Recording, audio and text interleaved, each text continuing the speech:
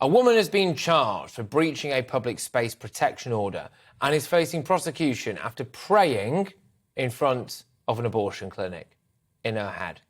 We've seen other examples of this, like in October 2019, when the first person was arrested for publicly praying in front of an abortion clinic in violation of the UK's first buffer zone in Ealing, West London. Right, now, I'm not going to discuss the specifics of this case.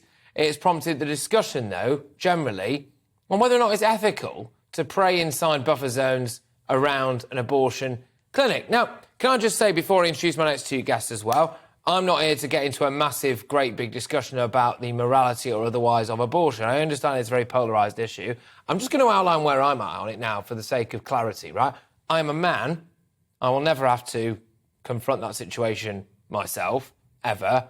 It's not my body, personally, and I feel like, frankly, very lucky that I don't really have to get involved when it comes to the whole abortion side of things. So I'll just leave that to the woman's decision. So that's where I'm at on the issue. I've got no strong, massively strong views on it either way whatsoever. But I do think that people should be allowed to silently pray in their heads anywhere, really. Here to discuss this are two Anglican priests on either side of the fence, actually. We've gone priest versus priest. Reverend William Pearson-Gee and Reverend Michael Coren. Thank you very much. Right, I'll start with you, Reverend William.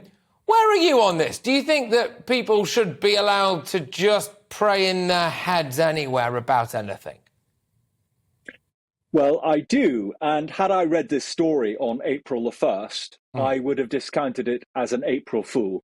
The very thought of one being able to be prosecuted for silent prayer, for what you are thinking about in the privacy of your own head, is utterly ludicrous.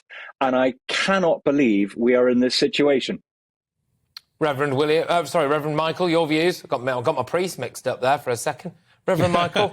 Yeah, it's easily done. We're pretty much interchangeable. Prayer is the center of my life. I'm sure, as my colleague, I begin the day with it. I structure my life around prayer as a priest and as a Christian. I have a huge regard for prayer, and know you can pray anywhere. God is quite big and powerful, and so I don't have to be next to someone to actually pray for them. Maybe if someone is terribly ill or dying by their bed. But there's a context here, and let's be adult about this. People pray very close to abortion clinics because generally they want the person walking into the abortion clinic to know what is going on.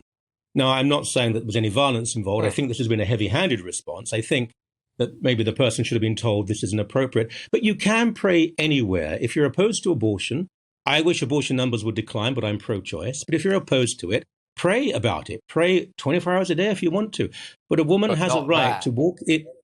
Well, I think a woman has a right to walk, often a vulnerable, young, frightened woman, alone, perhaps, has a right to walk into an abortion clinic and get medical procedure without anything that she regards as intimidation. And women who walk in have said repeatedly, I do regard this as intimidation. They're the people we should be listening to.